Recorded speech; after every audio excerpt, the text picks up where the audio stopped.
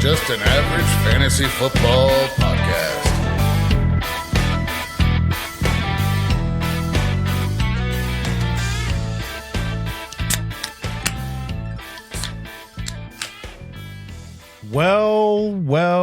Welcome into Just an Average Fantasy Football Podcast. I am your host, Daniel Hayes, with Matt Baker. That's me. You can find us at avgffpod.com. You can also find us on Apple, Spotify, Facebook, YouTube. Just search Google for Just an Average Fantasy Football Podcast. We're usually in the top 2 results. Go give us a like, follow, subscribe. Tell your friends, tell your mama, tell your daddy, your gritty granny. Going beep, beep, beep down Sesame Street. Tell remember them that? all. You remember that? Vaguely. Anyway, tell them all. Got a beer of the week. It's called Old Chub. I couldn't pass it up. I've never heard of it. It's from Oscar Blues. That's Oscar with an R. I mean a K, sorry. Well, duh, there's an R in there. Oscar with a K Blues Brewery. It's called Old Chub Scotch Ale. It doesn't have any descriptor I was on it. looking, I didn't see the box because I need to know something about it, but they're being secretive. Hold on, there's something here. It says 7 varieties of malt combined to create complex flavors of candied figs, raisin, and toffee with a hint of smoke. That's what it is. So okay, intensely flavorful, it'll inflate your bagpipes with every swig. So figs and toffee, that's what I'm getting here. I was thinking God, it doesn't sound good, I can tell you. I was thinking like a chocolate, something with like a chocolatey. It's not bad. It's not bad. It's weird. It's not bad. It's weird. Like I don't. It's definitely a strange flavor. It is. It's not something that I was expecting. No. But tell me your sex ed. That is true. That is true. It's not bad though. Yes, it's called Old Chub, and then you saw it, and you're like, same. Yeah, same. But yeah, no, it's not bad at all. It's just weird. I don't know. It's 8%. So yeah, be careful. Yeah, just be careful. Oh, all right. Well, how about that Thursday night game? That's pretty good. It was. It was a little more competitive than I thought it was going to be. Yeah. I mean, they covered. But like I said, the Bills' defense is buns. So, of course, Tua's going to throw 2 touchdowns, and Ollie Gordon is going to score 1. So, that's got to happen. But the Bills' offense is historic right now. They're breaking records in the first 3 games. It's so great. You give this guy a bunch of mediocre tools to work with, and he can run the field. It is unreal what he's able to do. And speaking of running the field, he didn't even have to do a ton of running. He didn't. And some of his throws. James Cook is the best.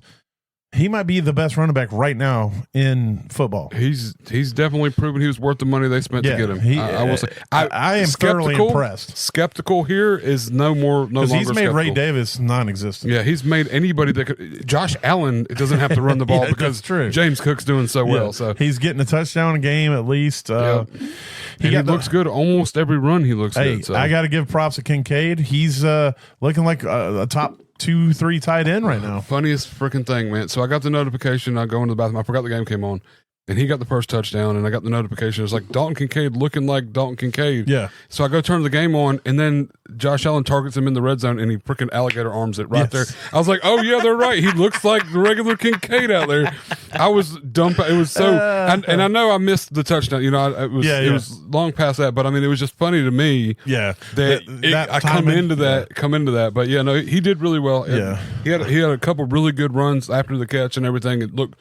He almost got that other touchdown. I mean, he got tackled right at the line. So. I totally misread the vibes on him before the season based off of what they were saying, talking about he's going to be more limited than he was last year. And I think basically what they were saying by that was we're not going to put him out there to do all the blocking bullshit. He's going to be out there to do all the catching and scoring bullshit. Or maybe they said that to make him go, well, let me show you why I need to be out there. Could be some media mind games that what's his face, the head coach Scott, whatever his name is. Maybe him and Quentin Johnston went and saw the same coach. McDermott, yeah. Good Lord. Maybe him and Quentin Johnson went and saw the same catching coach in the offseason, and now they're both just elite catchers. But yeah, it was a far more competitive game for most of it than I thought it was going to be. The Bills were an 11.5-point favorite, so they still covered. But I thought they were going to probably put 40 on them, and they were, beat them by 20 or so. They ran the clock really good the game. I was kind of impressed with the second half with them they tempered things back some because it seemed like everything was moving so quick.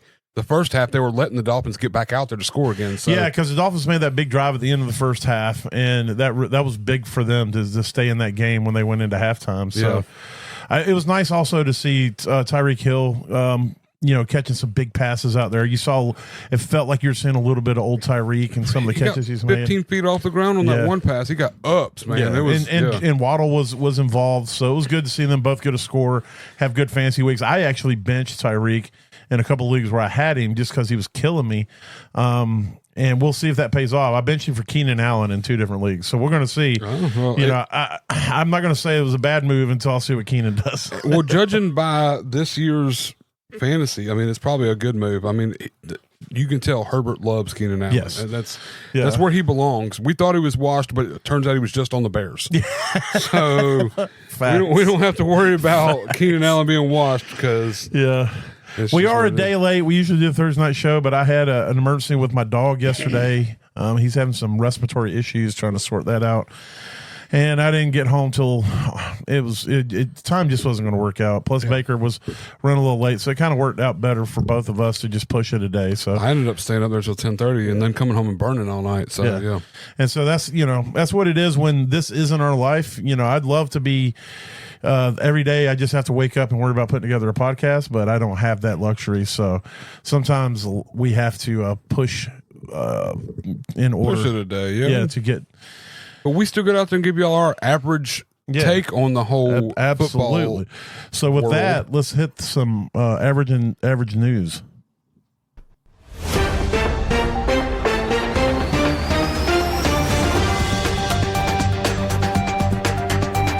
Boom. All right. Big news. Younghoe Koo has been released by Atlanta. Parker Romo is now the starter. It's crazy. He had one bad game, and then they're like, get the fuck out. Well, he had a couple misses last year that were kind of crucial, but that was a bad game, though. That was like a Carlos Santos game. Like You know what I mean? It wasn't like just, we can forgive you for costing the whole thing, but I kind of saw the writing in the walls waiting on it to happen, but especially since Parker Romo went out there and balled out. Yep. Quinshon Judkins he's trending towards getting more snaps. They really like what he has, and based off of the work he's getting with the fact that he hasn't really practiced until a week ago, shows that they really want to get him highly involved in this offense. So I think that's going to keep trending that way. There's with Disley being out, Conklin could be a sneaky play. He's going to be trending to get more snaps and touches for the Chargers as well. And D-Hop, D-Hop still looks pretty solid for Baltimore, so he could be a sneaky play as well. He's had a touchdown in both games, and it seems like he's still got some juice there, so he could end up being that number 2 receiving option because no one really besides Flowers has been consistently getting receptions for the Ravens. So that's fun. Brock Purdy, highly unlikely. Fields is definitely out, and Daniels is out. So that means that Mac Jones. Who? Mac Jones going to get another start. Tyrod Taylor. Incentives, man. Yeah, Tyrod Taylor is getting a start this week, as well as Marcus Mariota. Marcus Daniels is out too. Yeah, Marcus Mariota could be a sneaky DFS play just because they're playing against Vegas. So, and their offense is kind of built for his style of quarterback. I mean, with Jaden Daniels, is similar that run. There's also kind of passing. A revenge narrative there because didn't he get signed to the Raiders a year or two ago? Where he was supposed to be the guy, and they benched him. They ended up Garoppolo or something. Aiden O'Connell or something started over. So there something could crazy. There could be some little bit of a revenge. I didn't narrative think about for that. That's probably a good call. Yeah. Yeah. Evan Ingram also out, Disley out, and Isaiah Likely is limited. They still haven't ruled him out, but he's getting closer and closer to getting out there, which will be good because it's not like Mark Andrews is doing any fucking thing. Well, thank God they ruled Ingram out, so I don't have to worry about putting him in my lineup. But I'm done with it now. Thank God, yes, I'm done with it. I would rather run Troutman out there now. If I hear them talk about the Joker one more time, I'm going to turn into the Joker. I'm so done. Yeah. Brock Bowers is good to go, as well as Josh Jacobs, Christian Kirk, and Dallas Goedert. Thank goodness on Christian Kirk. I picked him up in 2 leagues and redraft leagues where I not needed, but I like the upside. Hopefully I really do. Yeah, hopefully that he can get utilized. He was getting utilized week 1 before he went out. So, Tucker Kraft's most likely going to be out, which that's the way it goes. He breaks out. Everybody's like, that's the guy you got to have. And then he gets hurt in practice. Yeah. And has an amazing week. And then all of a sudden it's like, oh no, he's hurt. And it's like the coach, their quotes are so weird. They come out and they're like, well, good news is he's not going to be out the rest of the season. Okay. Well, what's the bad? Like, how long is he going to be out? And it's like, didn't want to give anything, but the way they're talking, it's, the feelings could be that he might miss multiple weeks. I don't know. I'm sure we'll find out more. Tyler Warren is dealing with a toe. So also everybody has toe issues this year. It's a lot of that. I think they're going to blame it on the fake fields or whatever. They're going to blame it on the tush push is what they'll probably blame it on. Yes. Eventually it's going to be the tush push is what does it. But yeah, he's questionable. So you want to keep an eye on that. Xavier Worthy is still limited. He's still trying to come back from that dislocated shoulder. From that Kelsey push. Yeah. Joe Burrow had his surgery. So they're saying optimistically it'll be 3 months.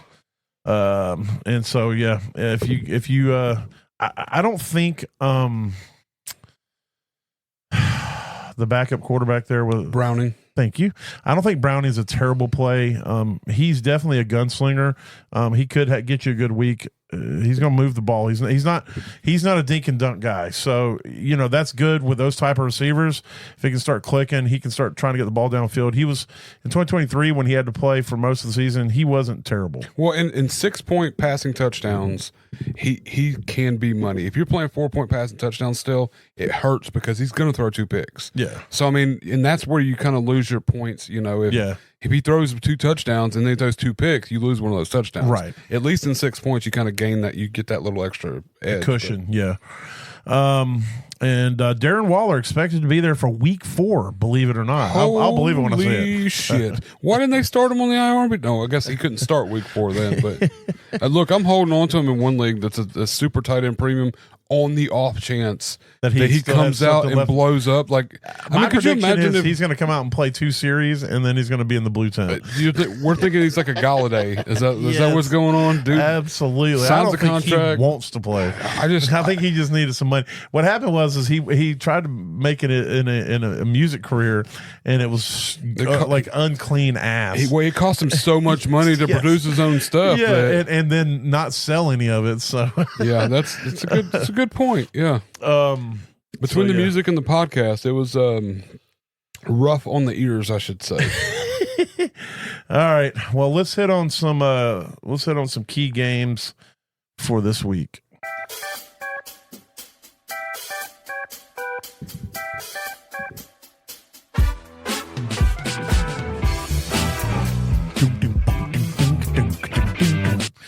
Man, that bass player, I love him. All right, we'll kick it off with the Packers at the Browns. I think that Packers defense is freaking insane right now in a good way.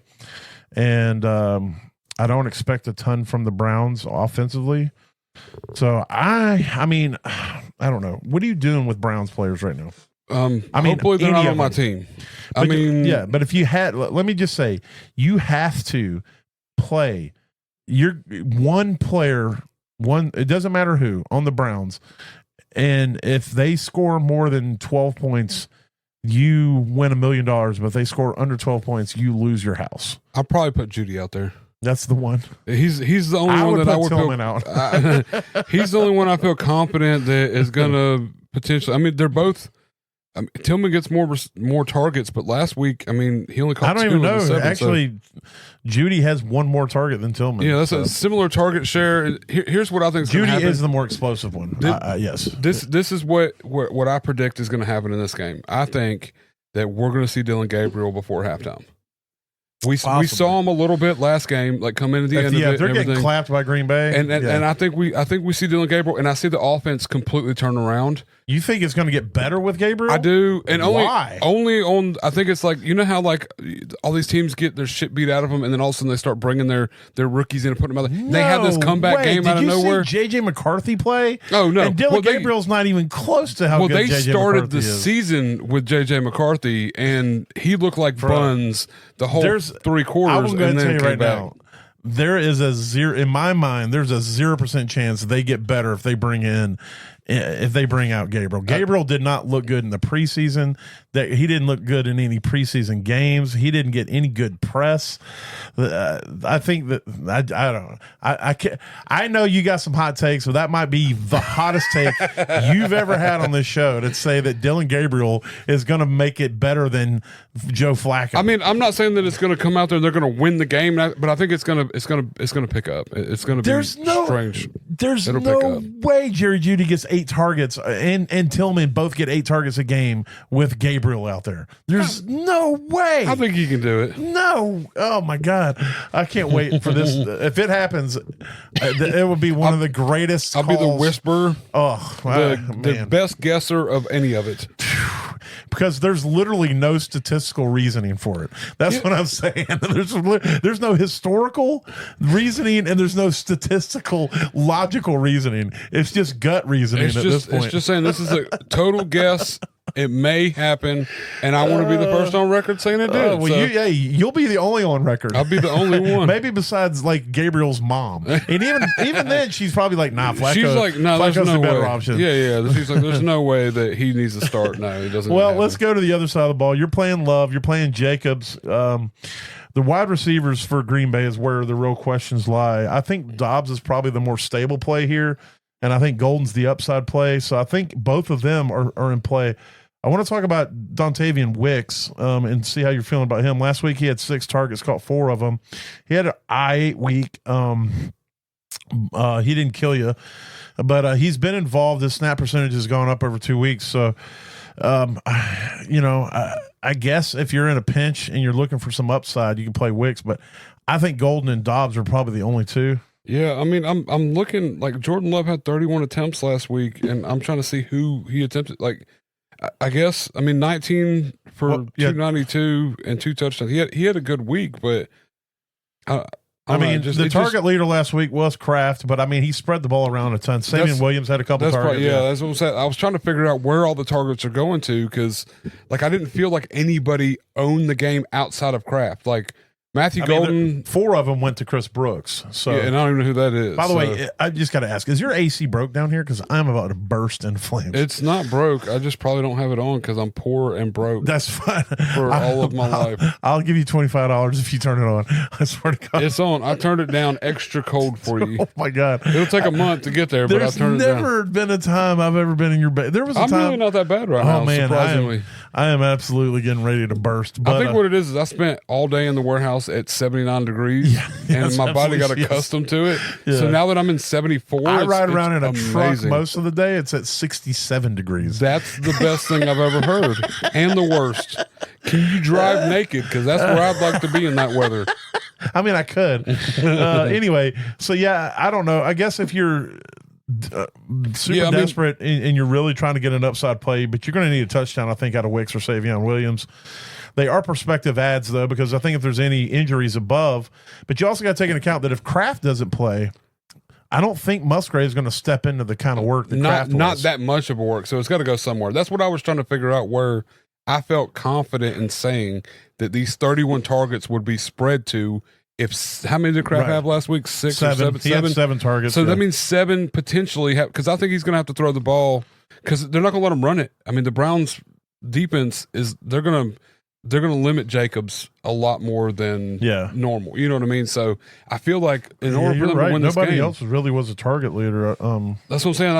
I think Love's going to have to throw the ball. So I don't know who. I would put my money, I'd say on Dobbs. This may be a sneaky game for Golden. Maybe they give him more targets, but where did all his targets go last week? I'm sitting here trying to find the math. Yeah. It's trust me, I was running 7, 5, that's 12, 13, 14. Wicks had 6. So Wicks had 6. Yeah. So that's 20. Savion, he didn't have any. He just ran the ball 2 times. That's Malik 24. Heath got 1 target for 37 That's 25. So that's 25 if you include Wilson. I don't know where the other 6 went. That's what I'm saying. It's kind of Did Musgrave play last week and get 6 targets also? He got 2. He got 2 targets. Yeah, so you know, it's like where does it really going to go? Like, where do you trust with it? So I mean, I guess Romeo Dobbs, and like you said, I feel like taking a shot at Golden, but I would say that Luke Musgrave might be a sneaky play. in like DFS, or if you're hurting for a tight end, for sure. If Kraft doesn't play, he could get that touchdown look. That red zone look. So agreed. Let's go to the Bengals at the Vikings. Of course, you got Jake Browning starting. You got two backups starting, actually. You got him and Carson Wentz starting. But I think Carson Wentz will be an upgrade over what, has been JJ. Yeah, what McCarthy's done this season. Wentz isn't I'm not going to sit there and act like Wentz is a Hall of Famer or anything like that, but he is an accomplished quarterback. He's been in the league long enough, and this is a simple system for veteran QBs, as the past has proven. So if he can play within the system, I'm not looking to play either quarterback in this matchup in a single quarterback league, but I'm more willing to play the Minnesota receivers and feel good about it, as opposed. I mean, I guess I'm really, as far as Chase and Jefferson go, they're going to be played. I don't really feel like they're going to be suffering too much. No, I think it'll be an improvement for Jefferson, and maybe even Chase too. I mean, Chase gets just the same amount of targets from Browning as he does from Burrow. I mean, it's not as consistent. If you go back to 2023 and look at, it's like it was an alternating, like a week to week kind of situation. Yeah, like I mean, he had a few games. I mean, he was getting 6, 7, 8 targets, but then you have a couple games where he had 4 targets. Yeah, so it but you're right. It wasn't like he still was a very good quarterback or receiver in 2023 with Browning at the helm. Browning, yeah. So as far as those guys go. But when I'm looking at these, I'm going to play Chase Brown. I think Jordan Mason is a smash. We're going to be talking more about him. But outside of Chase, like I don't really feel good about Higgins. I mean, he did have 8 targets last week, caught 3 of them, caught a touchdown. He did have 14 fantasy points. So it wasn't. Oh, wait a minute. I'm in a full point. I think no, I'm in a half point. But he wasn't terrible. He still had 13 fantasy points, so that's not bad. Yeah. So I'm definitely going to play him if I've got him on my team and I don't have better options, but I'm not feeling as certain about it, I guess. Oh, I understand that. But there's nobody else I want to play. Tight ends, no other receivers I want to play. There's nobody else except, Naylor. The problem is that you don't know who Wentz is going to like to throw to. Yeah, you don't know. I would still probably play Hawkinson, but I guess Thielen in a pinch would be. I would play Thielen over the other receivers besides Jefferson. Yeah. But outside of that, I'm not really interested in anything with that. But it's going to be interesting with the 2 backups how they do and how they fare. I'm real interested to see how Wentz does, because I have Jefferson in a lot of places and I need him to keep Jefferson fed. We need to feed him. He hasn't had. I mean, this season's been a little slow fantasy wise for his points and everything, and we need a good week out of Jefferson. Everywhere I have him, I would love to have a good week. We'll just say that. The next one we want to talk about is the Rams at the Eagles. We'll talk about the Rams first.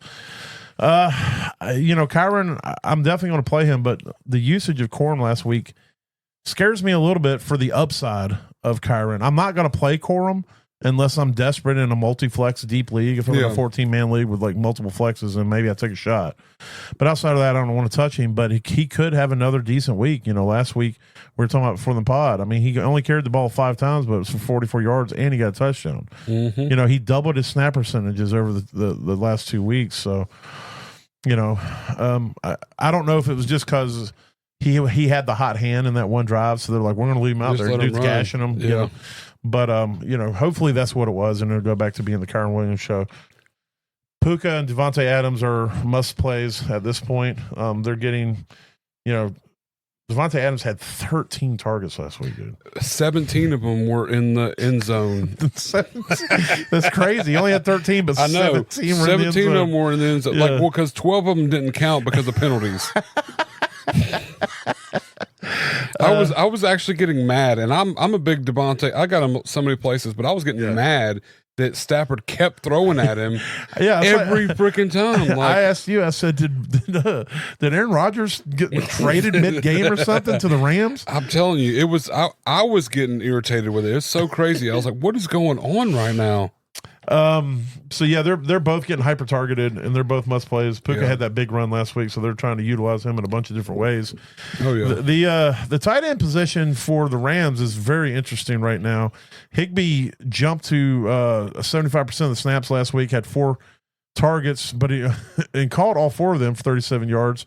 It's not great, but Davis Allen keeps getting all the touchdowns. He's got a touchdown a game. Yeah, he's only had 3 targets, but 2 of them he caught for touchdowns. Yep. So, and he's got a touchdown per game, so he's going to finish this season with 17 catches and 17 touchdowns. Tight end 7. He might even be tight end 6. He's going to push somebody out that nobody's looking at. Just because he gets a touchdown a game, that's all he does. And they're both DFS plays. I wouldn't play them in any leagues. Jalen Hurts, yeah, you're going to play him, but it is concerning that they're not passing the ball. The hope you got to have for this is that the Rams push them and make them do more than just play good defense, run the ball, and dink and dunk. Yeah. Because they can throw the ball downfield. Hurts has been a guy who will throw it downfield, but they just haven't had to, and they're winning games. And they're Unless dominating. it was to Jahan Dotson. Yeah. Because, the better receiver on the team. Yeah. Saquon Barkley is obviously a must play. A.J. Brown, I actually benched him in a league. Yeah. I benched him. I might have benched him for Keenan Allen in a league. It's a guillotine league, and this will be the week where he goes off. That's the thing is like it's so tough when you get these, especially what you drafted him, where you drafted him and everything. It's so tough to make that call to sit him for somebody you picked up off waivers. I'll probably put him back in the starting lineup. That's what I'm saying. Sunday. It's like when I bench him, I feel good. I'm like, yeah, motherfucker, go get on the bench.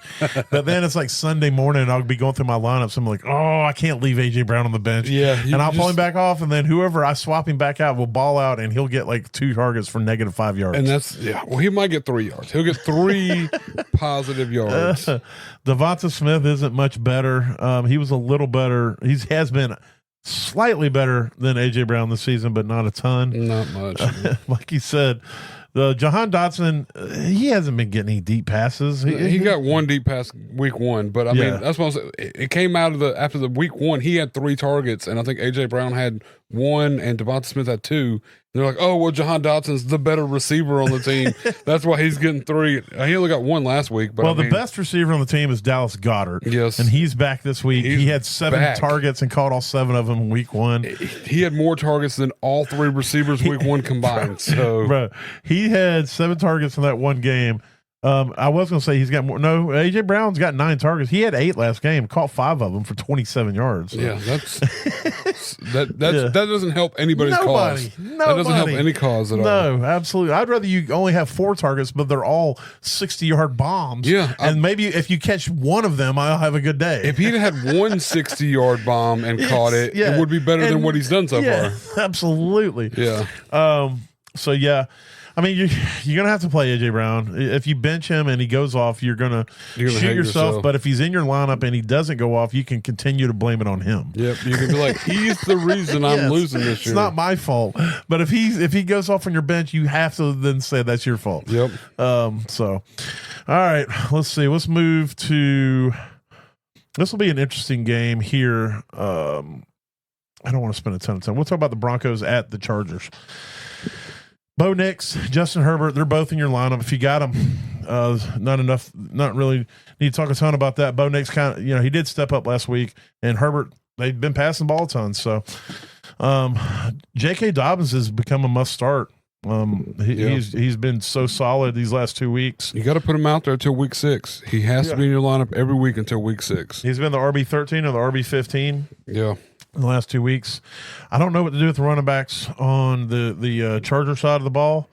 They have not been great. Omarion Hampton has not been great. He's been getting touches. He just hasn't really done anything with them. And then Najee got back into the rotation a lot more last week and ran the ball 8 times. Had 2 catches. So I'm fading that backfield right now. Yeah, I mean, unless you have to play him, but I mean, if I have to play somebody, I'm playing Hampton because he's got the juice. Yeah, when he's getting more touches than Najee, but and Najee's not going to take one to the house from 40 yards out. Exactly. Yeah, Hampton can do that. So Najee's got to have volume to be viable, and he's not going to get enough volume, in my opinion, to be viable. The only thing you can hope for if you got to play Najee is that they use him in the goal line and he stumbles in for a touchdown. He gets a touchdown, yeah. Cortland Sutton, yes.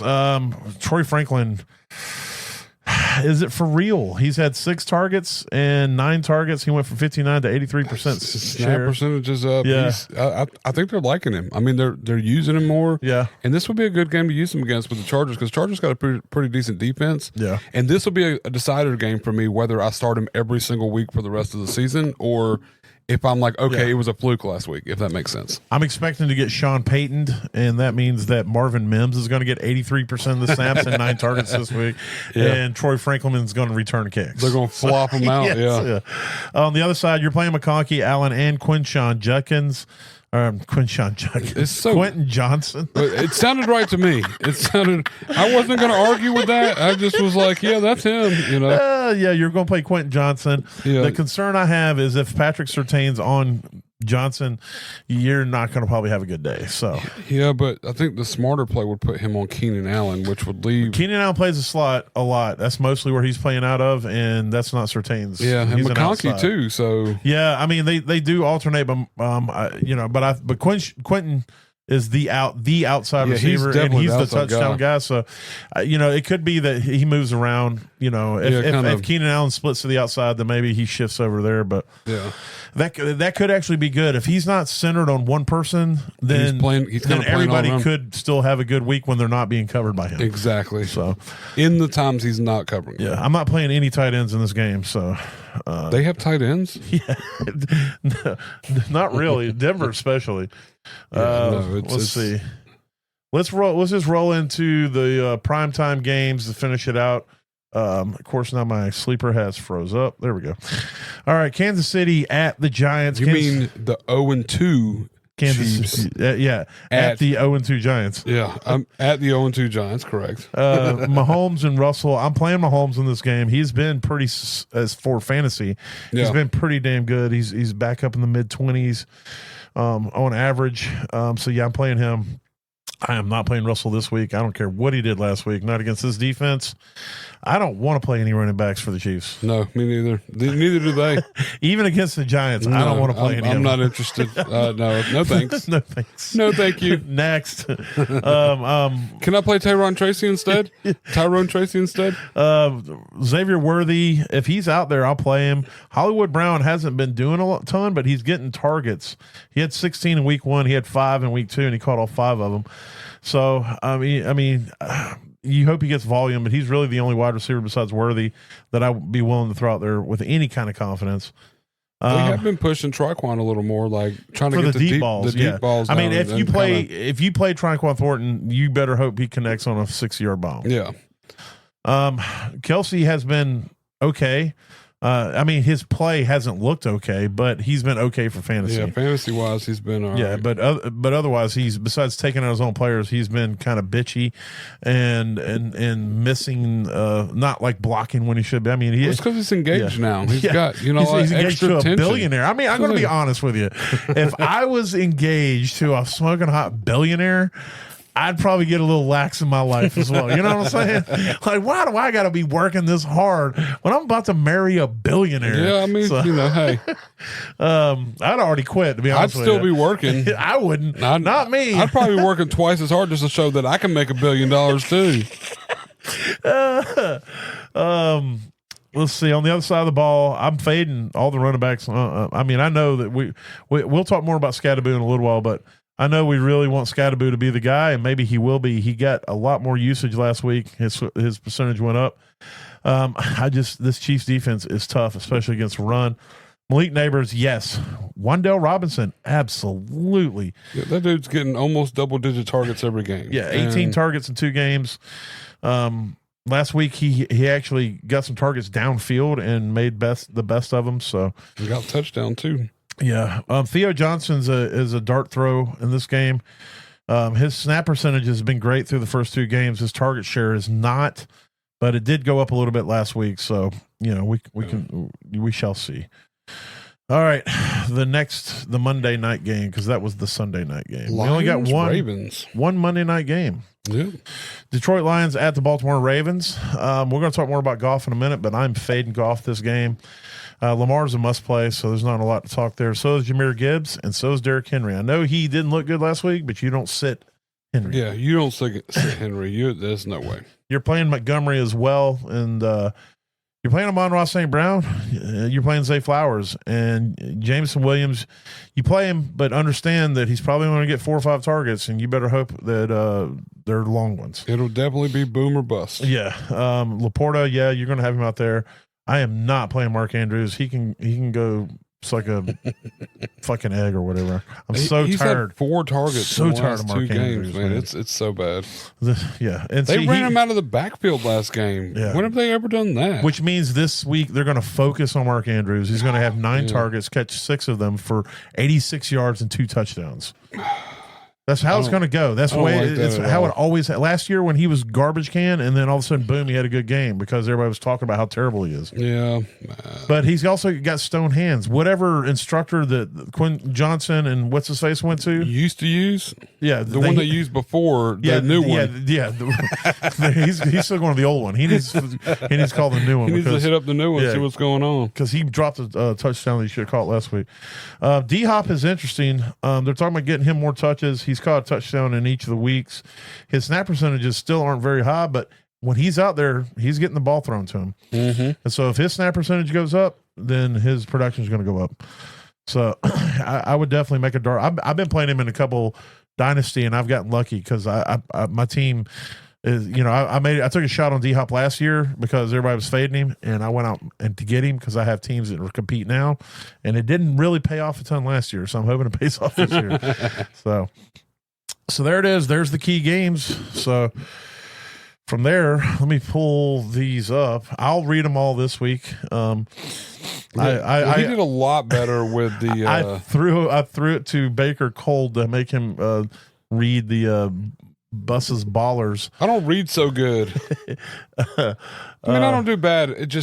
I need to pre-read is what I need. A little preparation time. No, that's last week's Ballers. It's in the actual what you call it? In the not general. Pod. Anyway, this is great right here. Did you find it? No, I did not find it. Okay, it's in the pod. So it's in the pod. Where's it's in the pod? Here, just read mine. Okay. All right, hold on. We got to get his Buses Ballers.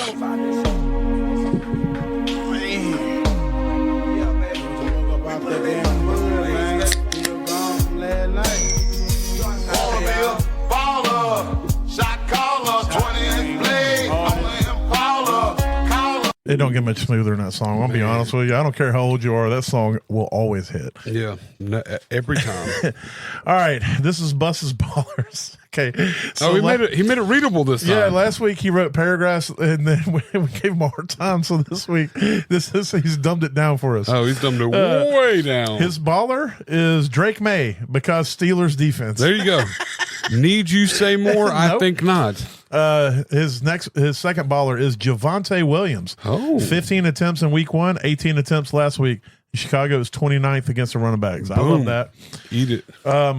Jordan Mason, because he's taking over for Aaron Jones. he's getting all the work now. Yeah, no doubt at all. CeeDee Lamb, because Chicago's defense is trash. I love it. Look at this.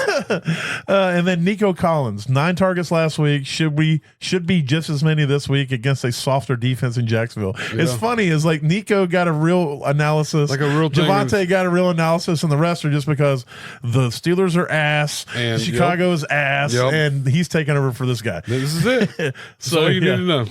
So there it is. There's the ballers this week. It is Drake May, Javonte Williams, Jordan Mason, CeeDee Lamb, and Nico Collins. All right. So next on the list is Daniel's don'ts. No, God! No, God, please, no! No! No! No! And I love that cut for different reasons, just as much. It's very lovable. All right. My don'ts this week. My first one is Cameron Skattebo. Don't hate me. I know he is the greatest running back that's ever going to be. And if he just gets touches, he's going to be amazing. And that might be true. But the Chiefs, first of all, let's start with the Giants. Their offense, despite what they did last week against the Cowboys, their offense is trash. Russell Wilson is trash. Malik Neighbors is not trash, but they're pretty bad. Their O-line is, I ain't going to say it's trash, but it's not great. So, that you got that to contend with, and then the Chiefs are very tough against the run. Week 1, they gave up 90 yards total, the highest one being 48 yards against when they played the Chargers. The highest one on the team, it was Hampton. He got 7.1 fantasy points. He only got 48 yards total. Week 2, Barkley had a good week, but let's think about this for a minute. It's Saquon Barkley. Yeah. Oh, yeah. And Saquon Barkley has the best O-line, and he still struggled for what Barkley does. It took him 22 attempts to get 88 yards.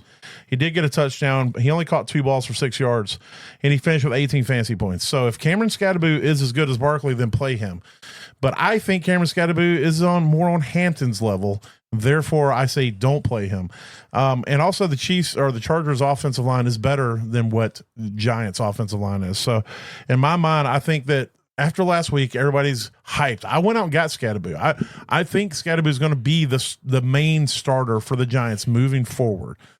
I just don't think this is the week you throw him out there and you know, go, yeah, this is the week he's going to be the one that's going to run it. So this will be the week that if someone else went and got him and he goes out there and does terrible, next week you go to trade to get Scadaboo. Yep. You're like, oh, see, this is that's Are you all waiting for them to drop him the waivers Yeah. after he gets thrashed by the Chiefs? The other one is Jared Goff. Jared Goff is playing the Ravens, and this isn't necessarily because the Ravens have been great against the pass, but we're going to talk for a minute about some splits that you may not be aware of. In the last 2 years, or the last 17 games, or 34 games, 17 home, 17 away. In those games, at home, Jared Goff has thrown 42 touchdowns and 11 interceptions. On the road, he's thrown 27 touchdowns and 13 interceptions. His touchdown percentage at home is 7.2%, which is very good. The NFL average is right around 5.5%. And on the road, his touchdown percentage is at 4.8%. His interception percentage is 2.3 on the road and 1.9 at home. He gets sacked 10 more times on the road than he does at home because he's holding the ball. And so I don't think he plays well away from home. He's traveling to Baltimore, and well, obviously, because that's what you do when you're on the road. You travel to essentially. the other city. I mean, if that's the reason he's your don't, then you nailed it. That is the reason, because he has to leave. He has to leave his home to go play ball somewhere else. And when I say don't play him, I don't think he's going to score 8 points. I think he's going to be 12 to 15. And I think there are better options out there. I would rather play Daniel Jones over him this week. I might play Mariota over him this week just because Mariota's playing a weaker defense and he will utilize his legs, and Goff is definitely not doing that. No, he doesn't at all. And then my last one is Chris Olave at Seattle. Seattle currently is number 1 against wide receivers. They're playing at home. New Orleans is going to have to travel again cross country to play in one of the toughest stadiums. And while Ritter hasn't looked Rattler. While Rattler, there you go. Thank you. I was already prepped to say it. Thanks. So hasn't looked great. I would have said it before you said Ritter, but I didn't want to seem condescending. So oh well, no, please condescend away, sir. But I don't think that he's a great quarterback. I don't think he's going to play great as a whole on the road at Seattle. And I think they're going. Olave is going to be the main focus of that secondary, and I think they're going to shut him down. So my don'ts are Cam Scadaboo versus the Chiefs at home, Goff at the Ravens, and Chris Olave at Seattle. And let's hit those bottoms. Unless they happen to be power bottoms. What's a power bottom? A power bottom is a bottom that is capable of receiving an enormous amount of power. An enormous amount of power. As enormous as we can. Yes, correct. All right, so I brought up one of these guys on the waiver show, and nobody decided to go grab him because he's still only owned in 8% of leagues. Yeah. But Miles Sanders for Dallas Cowboys, He's the backup to have right now. He's a good one. They're using Javonte more than Javonte's been used in his career. Yeah. And at any point in time, I don't want to say it or bring anything up, but at any point in time, you're going to want to have Miles Sanders anyways. But in the last 2 weeks, he's been 4 or 5 carries, 1 or 2 targets. He ended up getting a touchdown last week on the goal line also. I just think that this is kind of progressively moving towards not an entirely split backfield, but going against Chicago, I think Bus said it best. Their defense is ass. So it's like everybody can eat this game. I mean, he's talking Javonte's going to have a game. CD's going to have a game. Get a piece of Miles Sanders too. I mean, he could easily be a flex play in a dire need if you're all these injuries. We've had quite a few injuries, mostly quarterbacks, but I mean, there's still been quite a few injuries out there. Especially if they're going to keep sitting Blue or not letting him dress. Yeah, not letting him dress out and play and everything. So I think that it's a missed opportunity if you don't go ahead and grab Sanders now as a Baker's bottom.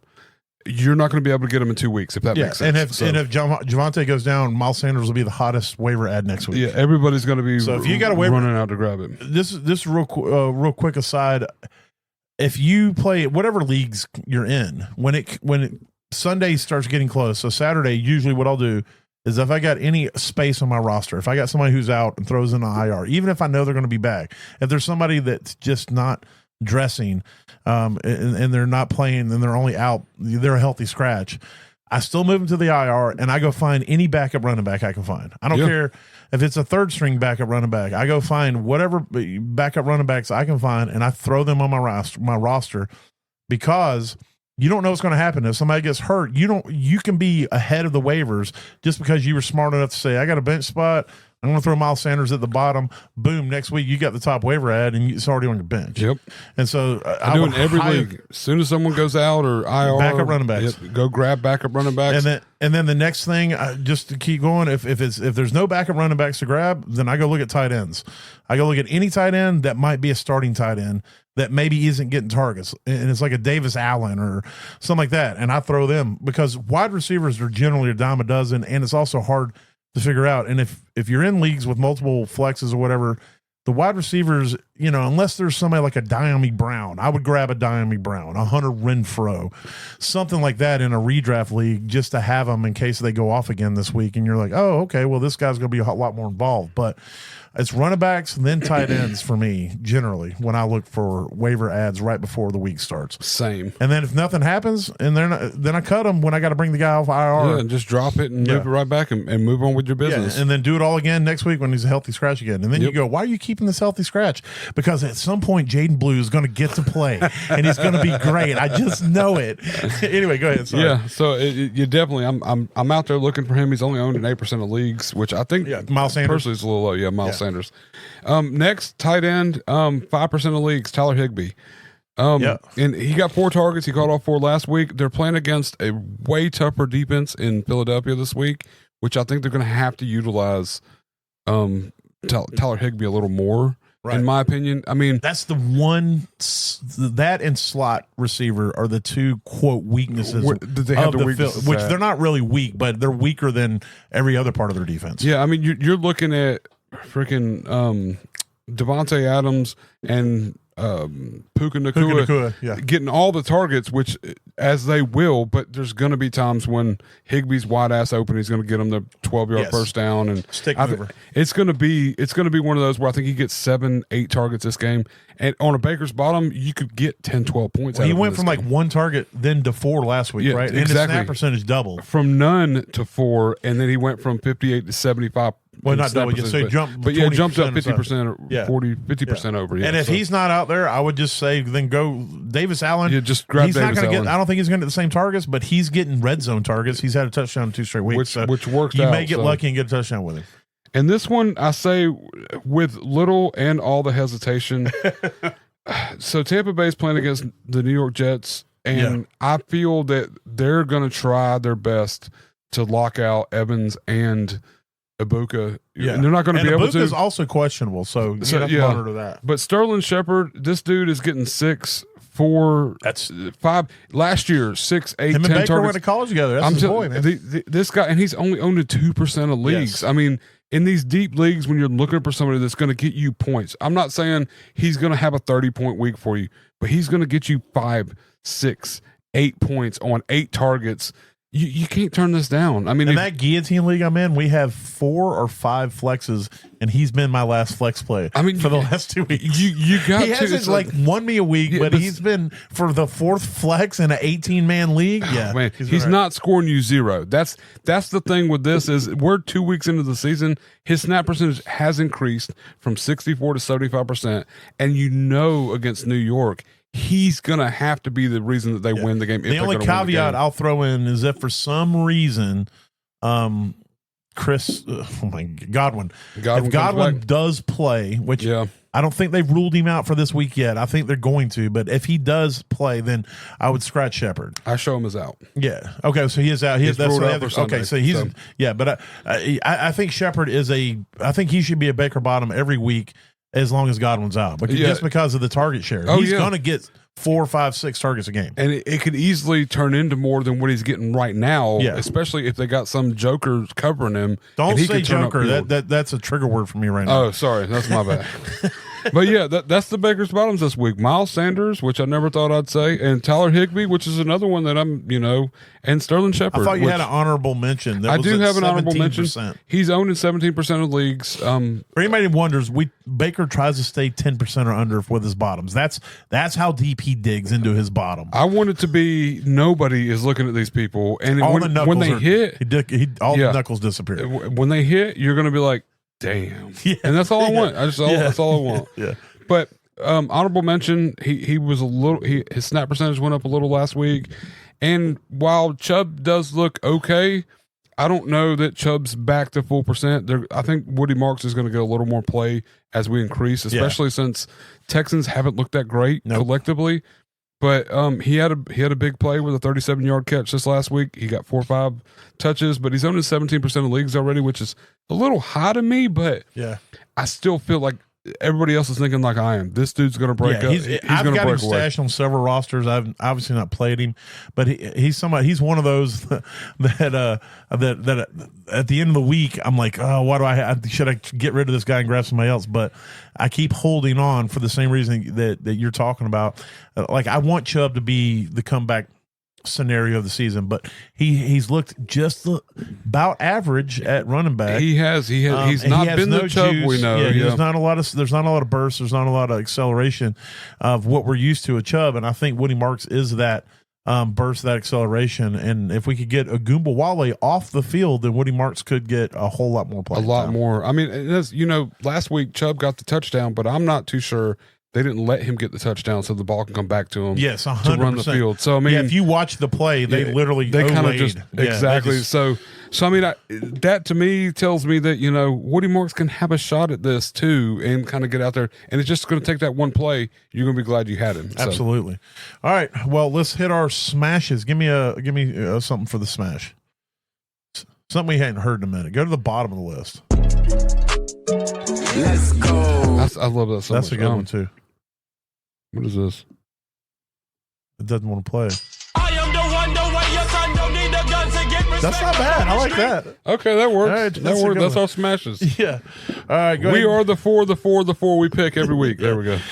We pick a QB, running back, wide receiver, and tight end smash. So my quarterback smash this week is Drake May versus the Steelers. It's basically the same reason that that Bus gave. And I'm going to tell you, I read his ballers fresh. I did not look at them before the show. So because I have a couple of his ballers as my smashes. As your smashes. Yeah. But That's some shitty defenses, man. You in got to the get it. Next week, I probably will look at his ballers, so we're not crossing streams. But my quarterback smash this week is Drake May versus Steelers, and because it's the Steelers defense, and they're trash right now. And I can get on board with that. Yep.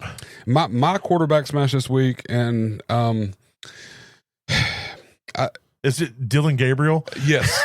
It is Dylan Gabriel versus whatever team they're playing against. It's a revenge game because they haven't let him play all season. And he's not even the starter yet. But you're going ahead and call it. Go ahead and call it now so that when everybody's like, what the fuck? I'll be like, I told y'all. I told you he's going to come in. He's going to smash. He's going to be amazing. No, that offense is going to be so much better. I'm looking at Bo Nix this week. It's against the Chargers defense, which is kind of a Middle of the road. But I feel like Bo Nix can overcome it. He had a good week last week. Everything's on the up and up. We're moving forward. He's washing his hands of week one.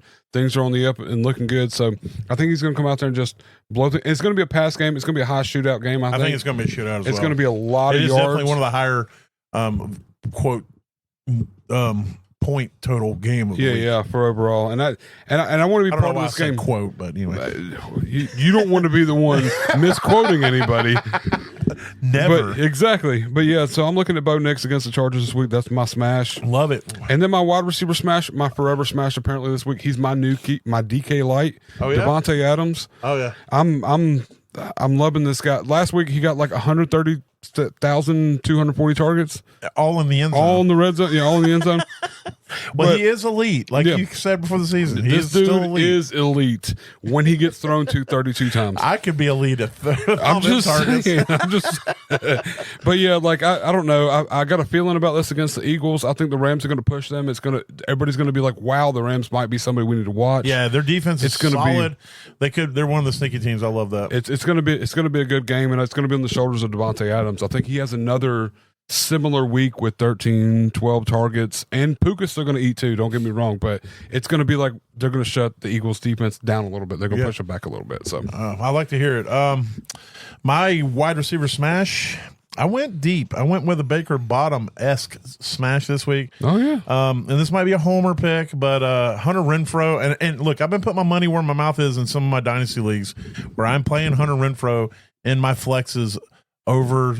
I can't even think off the top of my head players, but people It's like probably Hollywood AJ Brown. Oh, wrong Brown. Sorry. Yeah. I'm considering it. But Hunter Renfrow last week had 9 targets. He started when the team started to emerge, when they started to move the ball, it was to Hunter Renfrow. Ted McMillan is still the dude there, but Hunter Renfrow is the experienced receiver. He's the veteran guy. He's the stick mover. He is the safety blanket for Bryce Young right now, and I think he's becoming what Adam Thielen was. Xavier Legette looks like garbage can in so many different ways, and he's also questionable, so he may not play this week. And if he doesn't play, then it makes this so much better of a pick. So my smash is Hunter Renfrow versus Atlanta, who's not. Their defense is better this, but it's not like they're locked down. And Renfro's going to play a ton out of the slot, and so they're also down their best. AJ was it Terrell? I don't know his first name, but their best corner in Atlanta is out, so they're hurting in that secondary. So, yeah, Hunter Renfrow versus Atlanta is my wide receiver smash, and then my running back smash is another one of Bus's ballers, and it is Jordan Mason versus the Bengals. He is the dude. AJ Brown is out. The Bengals are a soft defense. And, with a competent quarterback, as far as being able to read defenses, make the correct audible calls and protection calls at the line, seeing things the way they should be seen in Carson Wentz, I think Jordan Mason is going to have a better week where he's not going to have to work as hard. And I think you're actually going to see this Minnesota offense work in a lot more efficient way where you're going to go, wow, that's the team that's been making the playoffs the last few years. That's the team that's solid because now they have a quarterback who can direct things and be that point guard that really what this system calls for. This system doesn't necessarily need a game-changing type quarterback. It just needs a point guard, somebody who can make the right reads, make the right throws, make the right protection calls and things like that, and audible calls behind the lines. So I think that's going to happen this week, and you're going to see Jordan Mason be one of the beneficiaries of that. I like that a lot. So who is your running back smash? My running back smash is Alvin Kamara versus the Seahawks. Super Camario? Oh, yes. Please give me him all day long because the Seahawks can shut the run down, but they cannot stop a pass catching back. No. It's insane. Well, you can't stop Kamara. Well, you can't stop Kamara. Won't stop Kamara. It just he's going to eat. But the most quiet I'm pretty sure he's RB1 this season right now. He is the most quiet. He is an RB1. Yeah, top 12 running back thus far this season. His career, like it's so much. How many people sleep on Kamara with what he's done? A lot of it's based on pass catching, not necessarily the running back. Run him up the gut that everybody likes and all that stuff. But this guy is just out there making money every day on the field. McCaffrey light. He is. He really he does so great, and especially for their Rattler or whatever. Like it's Riddler. Oh, it's one of them. It's whatever the one he is. No, it's Rattler. But yeah, like I don't know. I think this is. I went back. You look at the last two games against the Seahawks and everything. They shut the run. They slow the run down. They hold them to like 3-4 yards a carry, but for some reason they cannot stop the catches for the running backs. They're putting up 60, 80 yards more over than rushing. So I just think Kamara. Well, that's because the middle of their defense is soft, which is we'll talk more about that in a minute. Which is what Kamara is going to eat on all game long. It's not going to be pretty, but he's going to get you 8-10 catches and probably like 60 yards, and he might end up squeaking a touchdown or two. Especially out of it. If they shut down the wide receivers the way that I think they're going to focus on doing. Then their target's got to go somewhere. Like you said with Olave, if he's not getting it, Kamara's going to get it. So. And then I'm going with Old Man Ertz against Las Vegas. Old Man Ertz. Old Man Ertz, man. Old Man Ertz. For here on out, this guy, he plays.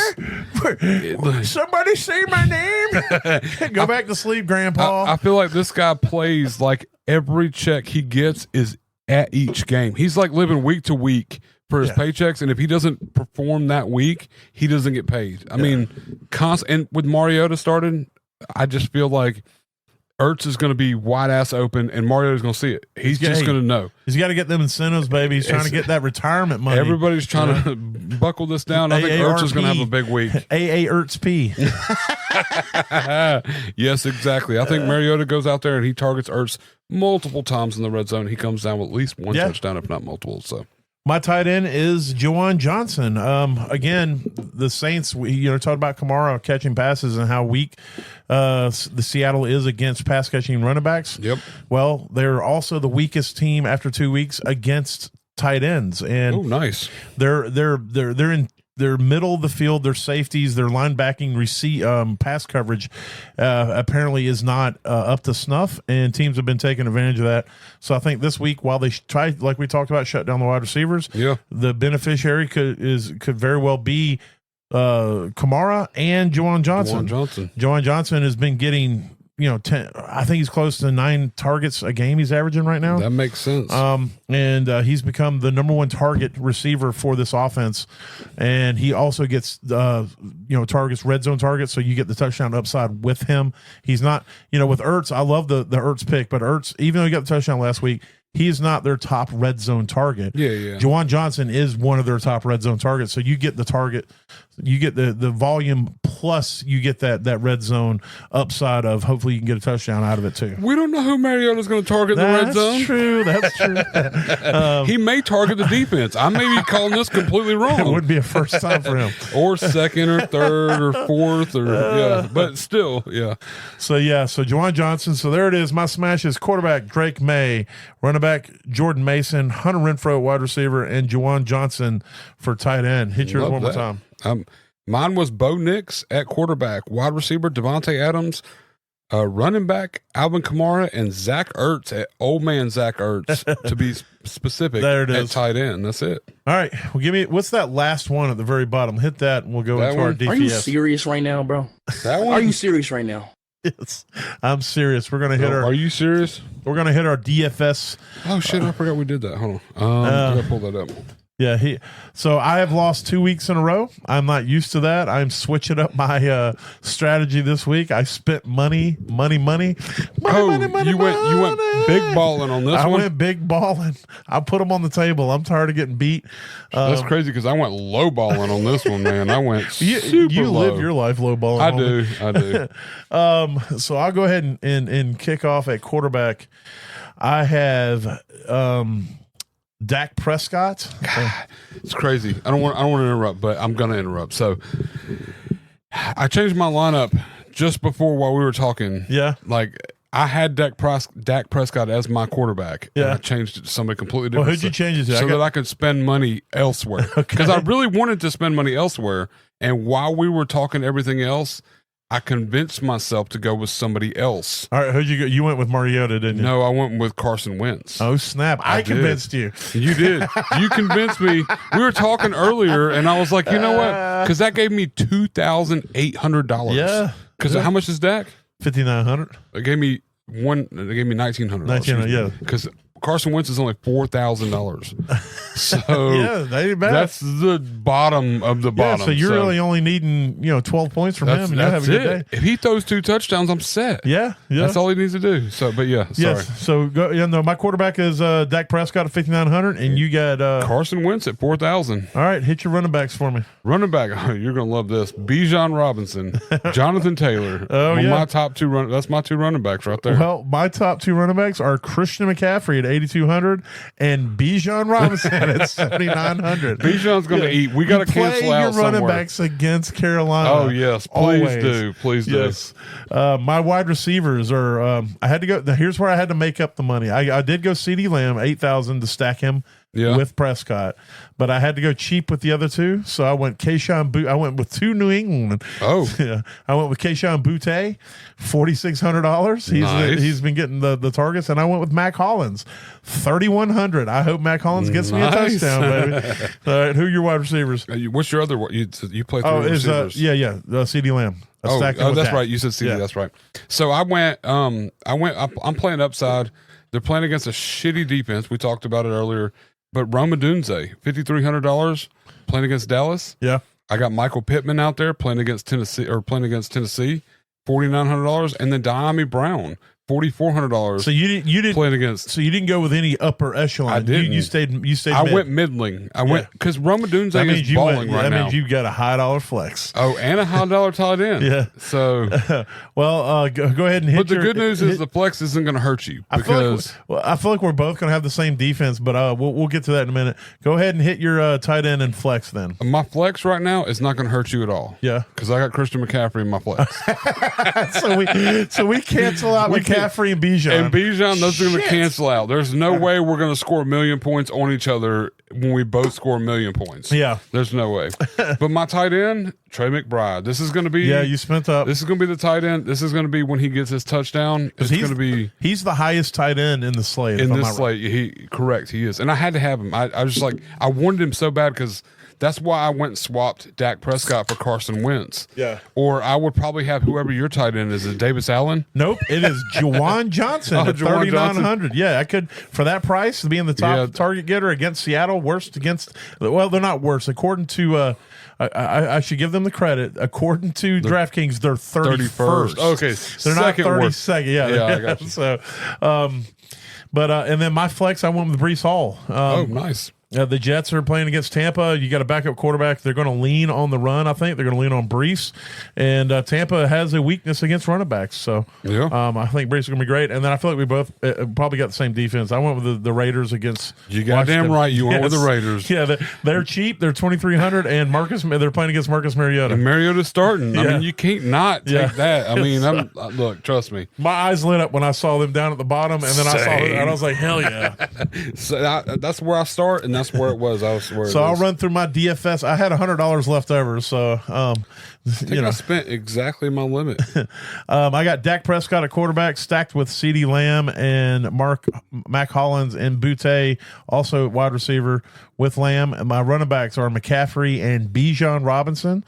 And then at tight end, I got Juwan Johnson. Breece Hall is in my flex and the Raiders defense. Well, I kicked it off with Carson Wentz at quarterback, Bijan and Jonathan Taylor as my 2 top running backs, Roma Dunze, Michael Pittman Jr., and Diami Brown in my wide receiver spots, Trey the Man McBride in my tight end, Christian McFucking-Caffrey in my flex, and the Raiders' damn defense down in my defense. So Christian McFucking. You can say that when he's good and when he's not That's playing. what I'm saying. Either Like, one is it- like it fits. it fits. It's just the tone with what you say. It's like a hat. If he scores you 30 points, you're like, that's Christian McFucking Caffrey. Yep. And then if he gets injured, that's like Christian fucking carefree. So yeah, it works both ways. It's like a 7 5/8 fitted cap. It's perfect. It's a perfect fit. That'd be too tight on my head, bro. Well, it's probably too tight on mine because I made up the measurement. But I know that it's a number that people can wear, and I want to reach out to my fans and have something in common with them. I thought you somehow thought that was the perfect size. No, I have no idea what perfect size fits this melon right here. No idea. Oh God, No idea. All right, well there it is. If anything we say or do helps you get to that average place in your leagues, that means we did our job. Because when you finish average, Matt, You don't lose. that's right. So we hope you guys have a good fantasy week out there, and we shall talk to you next week. Later. Holla.